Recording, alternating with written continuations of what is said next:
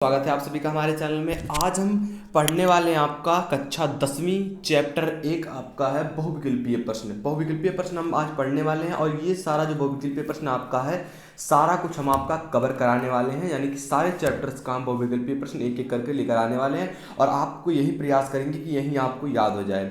जैसा कि आप लोग जानते होंगे इस चैप्टर का नाम है यूरोप में राष्ट्रवाद का उदय। तो ये सिलेबस में आपके ये चैप्टर है, तो इससे हम क्वेश्चन पढ़ेंगे जो कि आपके बहुविकल्पीय में आते हैं।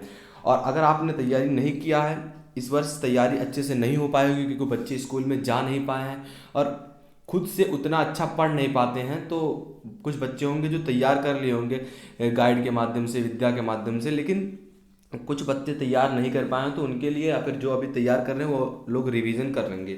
चलिए देखें, पहला प्रश्न हमारा है आज का कि इनमें से किस वर्ष फ्रांस में नागरिक जो संहिता थी जिसे नेपोलियन की संहिता के नाम से जाना जाता था का उदय हुआ। इनमें से कौन सा था आपको बताना है। 1800, 1802, 1804, 1806। तो यहाँ जो आपका करेक्ट आंसर है आपका गा, यानी कि 1804 में। तो आपको याद करना है कि फ्रांस किस वर्ष में हुई थी फ्रांस की नागरिक संहिता जिसे नेपोलियन संहिता के नाम से जाना जाता है 1804 ईस्वी में। चलिए दूसरे प्रश्न की ओर बढ़ते हैं। हमारा दूसरा प्रश्न है इनमें से कौन सा सामाजिक वर्ग 18वीं शताब्दी में यूरोप में सर्वाधिक प्रभुत्वशाली था, मतलब कि कौन सा था जो कि सबसे ज़्यादा शक्तिशाली था 18वीं शताब्दी के यूरोप में।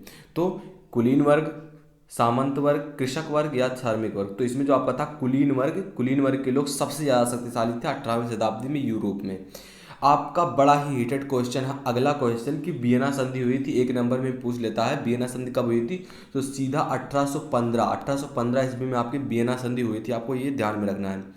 तो 1815, 1889, 1830, 1848। तो इसमें जो आपका करेक्ट आंसर है 1815 आपको याद करना है। चलिए अगले प्रश्न की ओर बढ़ते हैं। हमारा अगला प्रश्न है कि निम्न में से किस संधि के फलस्वरूप यूनान को एक स्वतंत्र राष्ट्र के रूप में समानता मिली। इनमें से आप बताना है। चलिए क्वेश्चन देख लेते हैं। ऑप्शन में आपके है पहला ऑप्शन कि पेरिस की संधि, या फिर वर्साय की संधि, या वियना संधि, या फिर आपका कुस्तुनतुनिया की संधि। तो आपका जो करेक्ट आंसर है वो है कुस्तुनतुनिया की संधि, यानी कि जी निम्न में से किस संधि के फलस्वरूप यूनान को एक स्वतंत्र राष्ट्र के रूप में मान्यता मिली। तो आप क्या कहेंगे कि जो कुस्तुनतुनिया की युद्ध हुई थी इसके बाद ही यूनान को एक स्वतंत्र राष्ट्र के रूप में मान्यता मिली। चलिए अगले प्रश्न की ओर बढ़ते हैं। हमारा अगला प्रश्न है कि निम्न में से यह किसका कथन है। जो कथन है या किसका कथन है कि जब फ्रांस छींकता है तो बाकी यूरोप में सर्दी और जुकाम हो जाता है। ये कथन किसका था। मैटरनिक का था, काबूर का था, बिस्मार्क का था, मेजनी का था। कि कौन कहता था कि जब फ्रांस छींकता है, यानी कि फ्रांस में जब कुछ भी हो जाता था तो बाकी जो यूरोप के देश हैं यूरोप में सर्दी और खांसी जुकाम हो जाता है। चलिए तो इसमें जो आपका करेक्ट आंसर आप लोग देख ले होंगे कि Metternich is your right answer. Metternich ने कहा था कि जब फ्रांस छींकता है तो बाकी यूरोप में सर्दी और जुकाम हो जाता है। चलिए अगले प्रश्न की ओर बढ़ते हैं। हमारा छठवां नंबर का प्रश्न है कि निम्न में से किस वर्ष सेंट पॉल चर्च में फ्रांस संसद का आयोजन किया गया। 1815 में, 1848 में, 1850 में, 1865 में। निम्न में से सेंट पॉल जो चर्च है फ्रैंकफर्ट संसद का आयोजन किया गया था। तो 1848 इज योर राइट आंसर। 1848 में ही किया गया था आयोजन। चलिए अगला जो आपका है बड़ा ही इंपॉर्टेंट प्रश्न है। पिछले वर्ष पूछा गया भी प्रश्न था कि जर्मन का राष्ट्ररूपक कौन था। जर्मन का राष्ट्ररूपक मारियान था, जर्मन तिरंगा था, जर्मेनिया था, जर्मेन था। तो इसमें आपका करेक्ट आंसर है जर्मेनिया।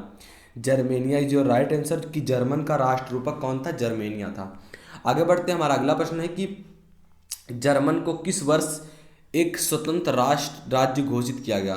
जो जर्मन था इसे कब एक स्वतंत्र राष्ट्र के रूप में घोषित किया गया। मैंने देखा, एनालाइज किया। जो ये आपका प्रश्न है ये आपका ऑप्टिकल में भी पूछता है और एक नंबर वाले में भी आपका ये प्रश्न पूछ लिया जाता है।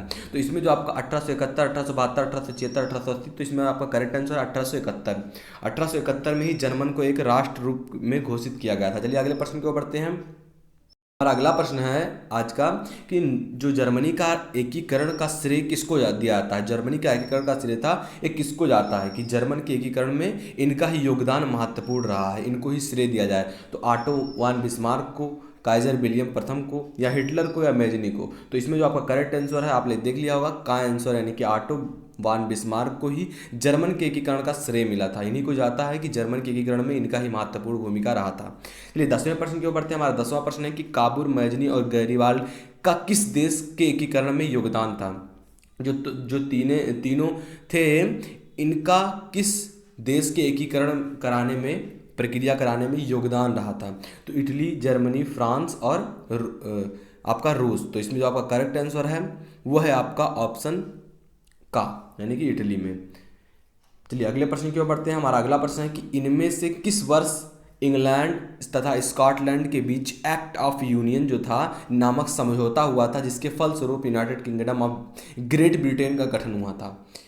किस सन में हुआ था आपको बताना, 1707, 1708, 1739 या फिर आपका 1742? तो इसमें आपका करेक्ट आंसर आपने देख लिया होगा, 1707 में इस वर्ष ही इंग्लैंड और स्कॉटलैंड के बीच एक्ट ऑफ यूनियन एक समझौता हुआ था, इसके फलस्वरूप United kingdom of great Britain का गठन हुआ था। इसी से ये हुआ था।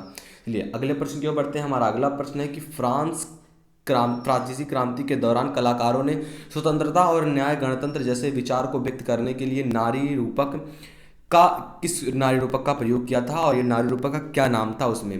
तो जर्मन तिरंगा था, और जो आपका जर्मेनिया तो यहाँ नहीं रहेगा, कॉरियान भी नहीं रहेगा, और लिबर्टी नहीं रहेगा, मारियान नामक इस नारी रूपक का इन्होंने प्रयोग किया था फ्रांसीसी क्रांति के दौरान। कलाकारों ने ही मारियान का चित्र बनाया और उसमें ही इनको दर्शाया गया, और इनके फलस्वरूप वो राष्ट्र को एकीकरण करने की प्रक्रिया में योगदान दिया कलाकारों ने। दोस्तों ये थे हमारे आज के, यानी कि पहला चैप्टर आपका यूरोप में राष्ट्रवाद के उदय से बहुविकल्पीय प्रश्न थे।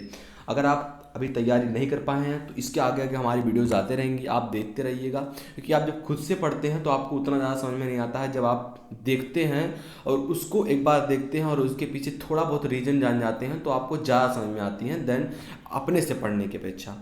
तो आशा करते हैं वीडियो दोस्तों पसंद आया होगा। यदि वीडियो पसंद आया तो आप लाइक करना, चैनल पर नए हो तो चैनल को सब्सक्राइब कर लो और बेल आइकन जरूर हिट करो ताकि हमारी नोटिफिकेशन आप तक सबसे पहले पहुंचे। और अभी तक अपने दोस्तों में शेयर नहीं किया तो दोस्तों में शेयर कर दीजिए। मिलते हैं आपसे अगली वीडियो में, तब तक के लिए जय हिंद, जय भारत।